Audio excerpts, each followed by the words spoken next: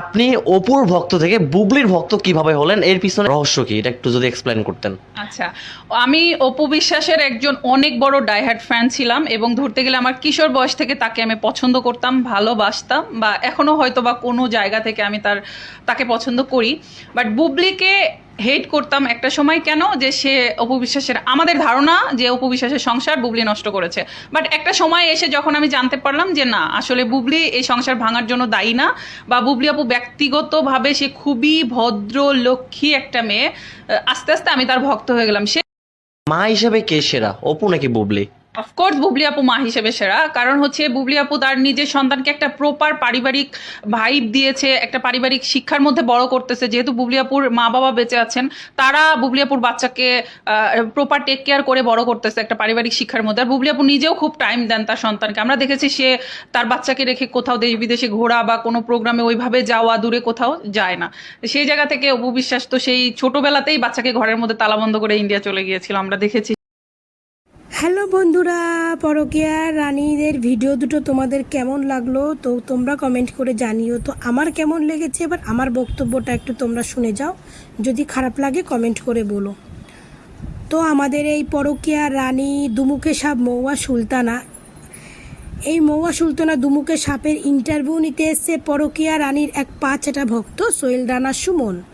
তো এরা এখন নিজেদেরকে কত বড় বড় সেলিব্রিটি মনে করে, দেখো এরা এখন নিজেদের ইন্টারভিউ নিজেরাই নিচ্ছে। তো যাই হোক, এই পরকীয়া রানী বলছে যে আগে সে অপু বিশ্বাসকে ভালোবাসতো, কারণ তখন সে জানতো, আর বুবলিকে ঘৃণা করতো কারণ তখন জানতো অপু বিশ্বাসের সংসারটা বুবলি ভেঙেছে। কিন্তু যখন সে বুঝতে পারলো যে না, বুবলি এর জন্য দায়ী নয়, বুবলি খুব একটা লক্ষ্মী মেয়ে, তারপরে সে বুবলি আফার ভক্ত হয়ে গেছে। তো পরকীয়া রানী তোকে বলছি, তো সে ভক্তটা তোর মনে পড়লো কখন? যখন অপু বিশ্বাস তোর মুখে লাথি মারলো তখন? যখন তোর দোকান উদ্বোধন করতে আসেনি তখন তোর মনে পড়লো যে বুবলি ম্যাডাম খুব লক্ষ্মী আর অপু বিশ্বাস অলক্ষ্মী? তখন মনে পড়লো, তার আগে মনে পড়েনি। আগে তো অপু বিশ্বাসকে নিয়ে প্রচুর ভিডিও বানিয়েছিস, ভাইরাল হয়েছিস, অনেক টাকা ইনকাম করেছিস, সেই মাল দিয়ে দোকান করেছিস, আর ভেবেছিস সেই দোকান উদ্বোধনটা করতেও আসবে অপু বিশ্বাস। কত আশায় ছিলিস তুই।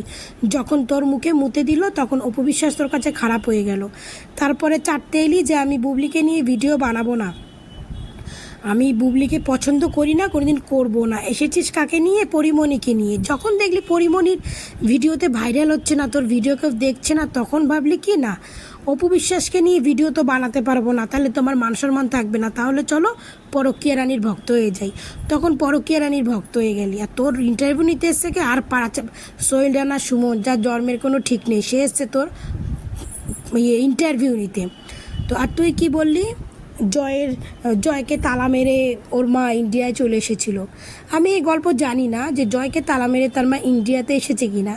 আমি এইটুকু জানি যে জয়ের জন্ম হয়েছে আমাদের ইন্ডিয়াতে।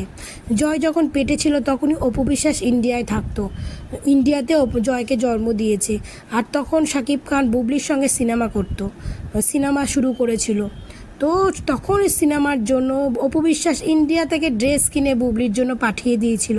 তখন কি বুবলি জানতো, ওই অপু বিশ্বাস জানতো যে এই মহিলা একদিন তার পুরো সংসার, তার পুরো সুখের সংসারটা খেয়ে ফেলবে? ও তো জানতো না। ও তো এখান থেকে ড্রেস কিনে, ও সিনেমা করতে পারছে না, ওর জায়গায় ওর নতুন নায়িকা সিনেমা করছে, ওর জন্য ড্রেস কিনে পাঠিয়েছে। আজকে সেই ড্রেসে কী মধু ছিল, সেই ড্রেসের মালকিনের পুরো জীবনটাই বরবাদ করে দিল আজকে এই কালনাগিনী। আর বলছিস জয়কে তালা মেরে চলে এসছে, গল্প আমি জানি না। তো যেটুকু জানি এটুকুই বললাম যে জয় এই দুনিয়াতে এসছে আমাদের ইন্ডিয়াতে, বুঝেছিস, আমাদের ইন্ডিয়াতে এসেছে।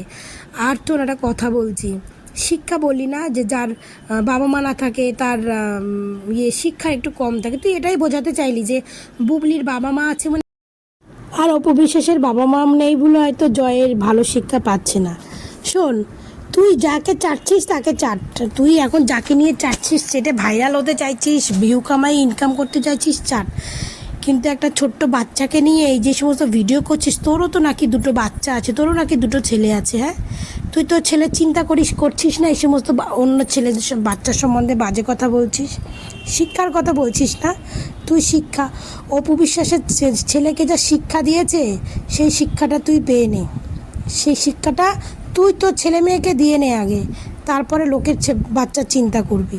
অপু বিশ্বাস তার ছেলে মেয়েকে রেখে বিদেশে চলে যায়, বাইরে চলে যায়, ইন্ডিয়াতে এসেছিল কিনা সে গল্পটা আমি জানি না। কিছুদিন আগে কাতারে গেছিলো, তখন তার ছেলে ছিল তার বাবার কাছে। কার কাছে? তার বাবার কাছে। আর জয় তার বাবার পরিবারের যা ভালোবাসা পাচ্ছে, সেই ভালোবাসায় জয় যতটা পেয়েছে তার 1% বুবলির বাচ্চা পায়নি, 1% পায়নি। আর আমার মনে হয় কোনোদিনও পাবেও না, কারণ জয় হচ্ছে ভালোবাসার সম্পদ, এটুকু মাথায় রাখবি। জয় হচ্ছে ভালোবাসার সম্পদ। আর তুই কি বলছিস যে অপু বিশ্বাস বিদেশে যায় তার ছেলেকে ফেলে রেখে? অপু বিশ্বাস বিদেশে গেছে তার ছেলেকে তার বাবার কাছে, তার বাবার পরিবারের কাছে রেখে, মানে তার ছেলেকে রেখে গেছে তার পরিবারের কাছে, তার নিজের পরিবারের কাছে রেখে গেছে। আর সে বিদেশে গেছে কারণ সে বিদেশ থেকে তার ডাক এসেছে, তাই গেছে। সে সেখানে প্রোগ্রাম করতে গেছে। তোদের পরকীয়া রানী কী করে প্রোগ্রাম করতে যাবে রে? তোদের পরকীয়া রানীর বিদেশে কোনো চান্স পাবে তারপরে তো যাবে। ওই শাকিব খানের সঙ্গে যে 2টো মুভি করেছে, সেই 2টো মুভির শুটিং বিদেশে করেছে, তারপরে তো আর কোনো সিনেমা করছে না যেখানে বিদেশে গিয়ে শুটিং করতে হয়। কারণ বিদেশে শুটিং করতে গেলে সে সমস্ত সিনেমার অনেক বাজেট আছে, আর সেই সমস্ত সিনেমা একমাত্র শাকিব খান ছাড়া কেউ বাংলাদেশে করে না। ওই সিয়ামের মুভি হয় সব ওই বাংলাদেশেই শুটিং হয়।